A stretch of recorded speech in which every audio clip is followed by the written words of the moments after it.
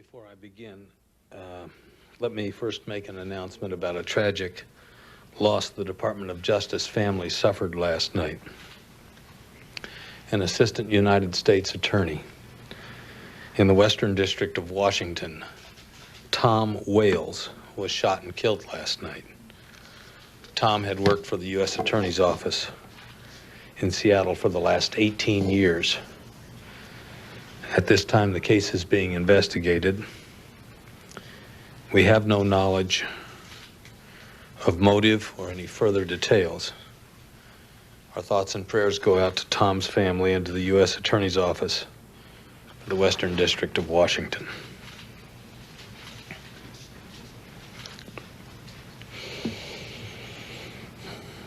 I have several announcements to make today regarding the continuing efforts of the Department of Justice to ensure the safety and security of Americans in the light of the continuing terrorist threat.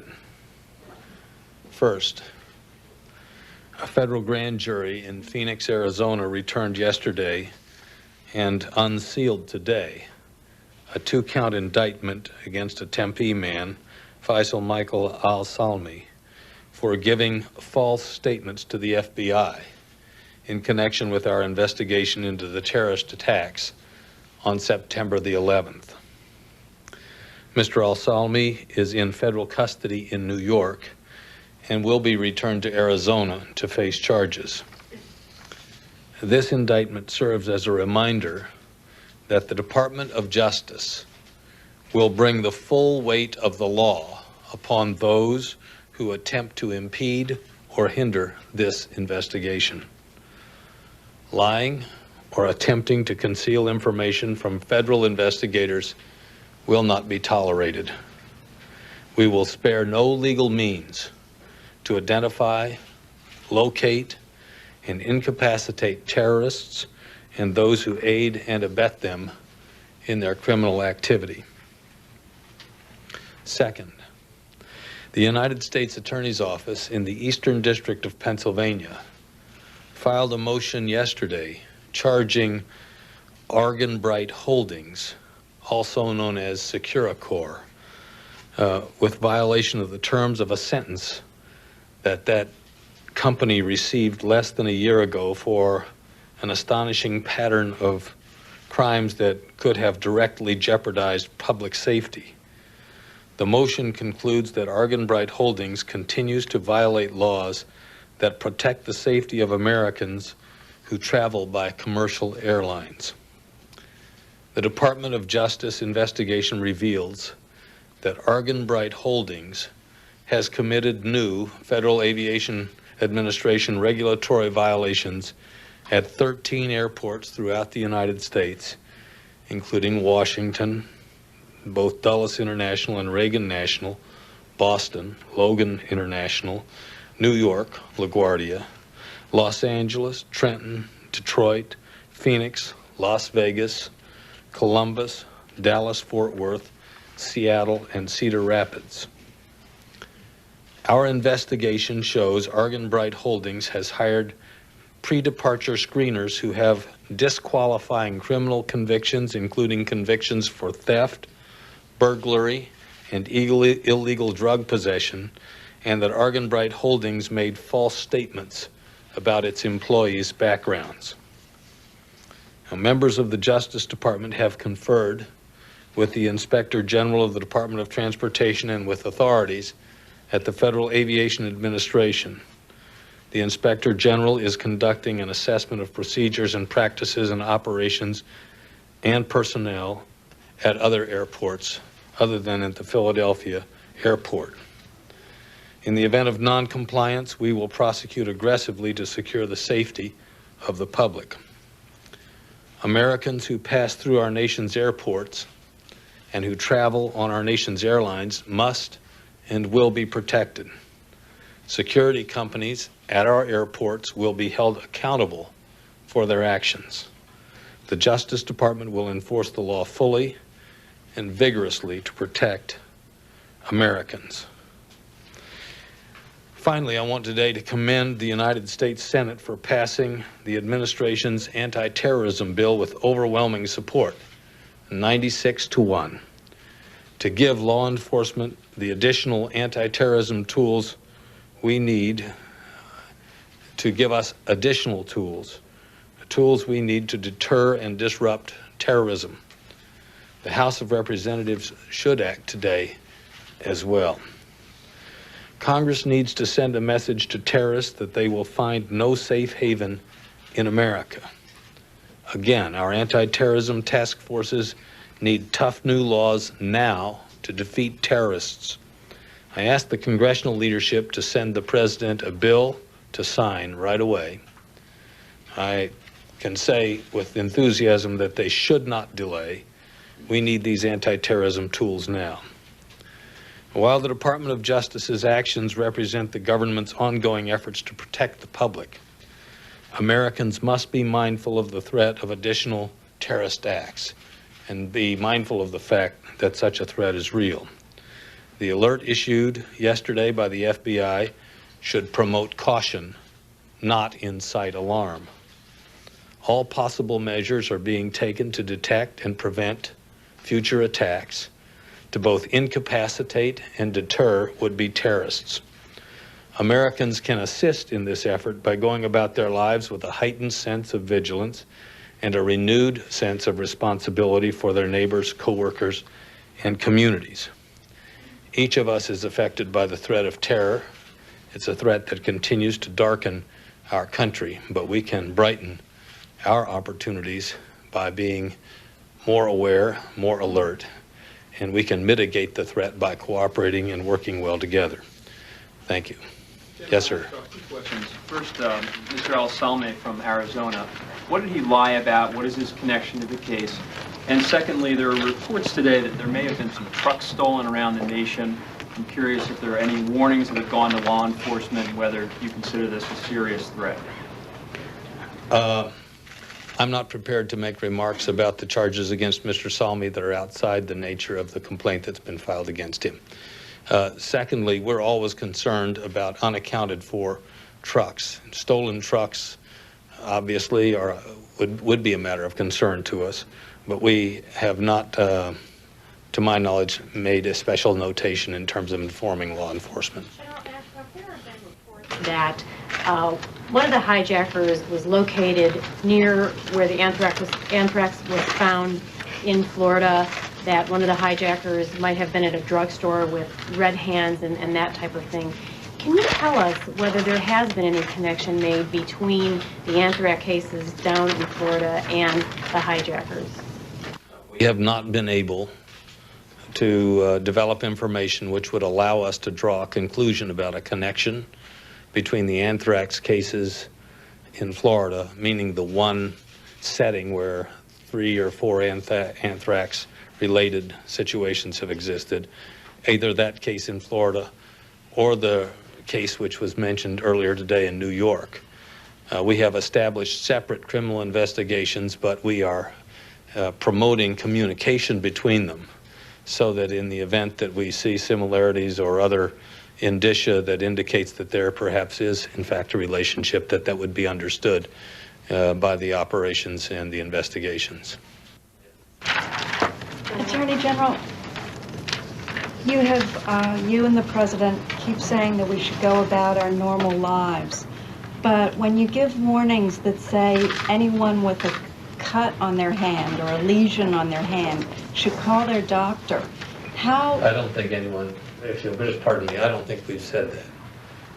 I think I was with the Secretary of Health and Human Services when he said anyone with a lesion that had certain characteristics of redness, that was dark in the middle, and they had reason to suspect. That's a different thing.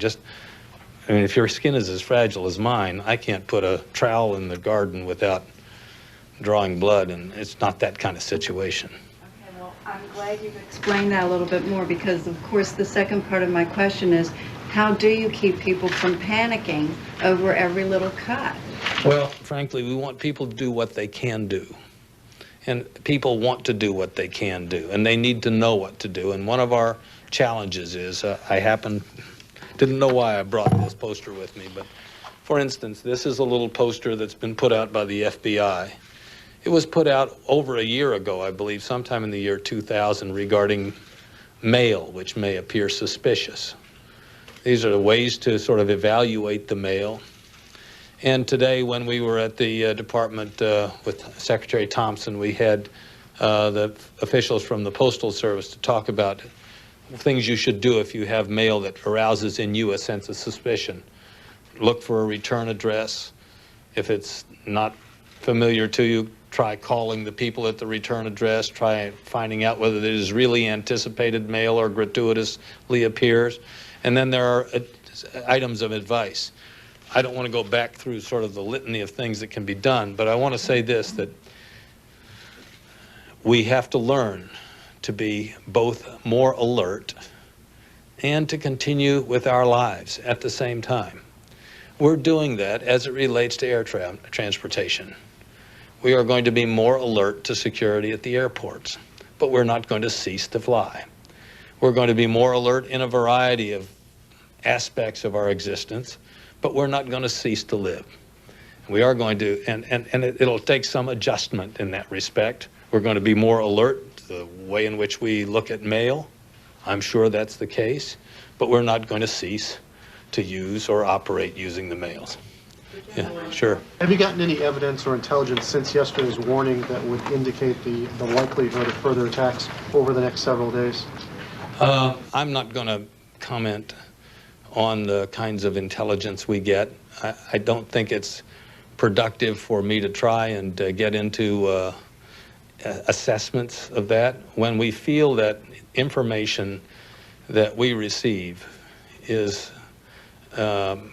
sufficiently credible and valuable to the American public, we'll provide as much advice as we can, particularly to the law enforcement agencies and to the security agencies.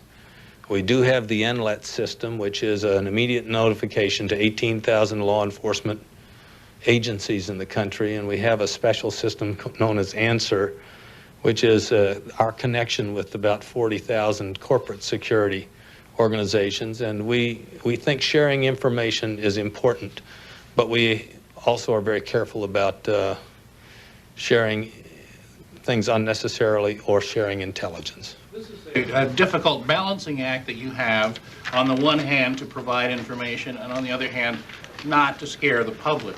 Yesterday's warning obviously prompted some people to say that it did scare some people, and I wonder how you came to the decision to make this announcement, and whether there was serious consideration of not making it because it might have the wrong impact.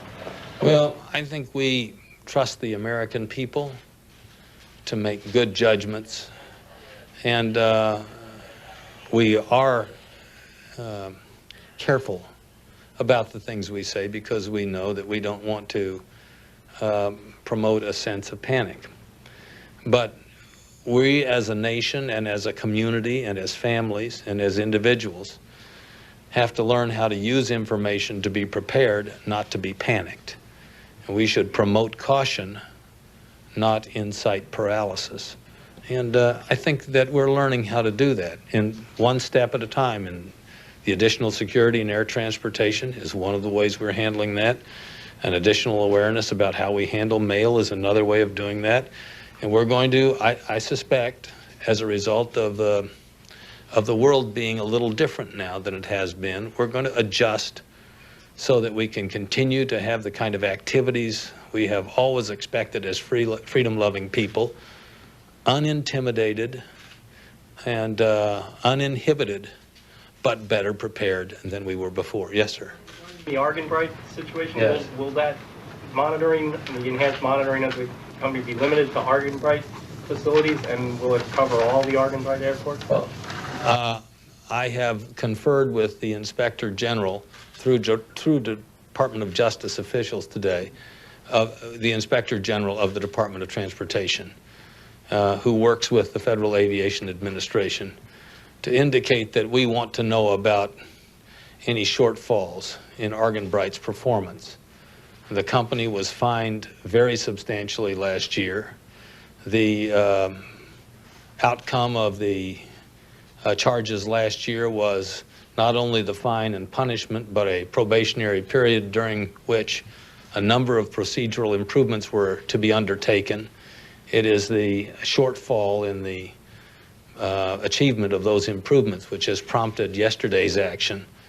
And it has focused on Philadelphia, but the jurisdiction of the federal courts exists there, and whether it be there or in other settings and venues, if we, in conjunction with the assessment of the Inspector General of the Department of Transportation and the Federal Aviation Administration authorities, learn that there is a failure to protect properly the public in other settings, we will act based on those, and we will act aggressively. Yes. One more question, I please. think you General Ashcroft, I just wanted, do you have any more information about the shooting death of Tom Wales? What kind of cases did he work on? What did he work We on don't have terrorism? any information about a motive, and frankly, this came to me before I came to work this morning, and the case is just being developed. Thank you very much.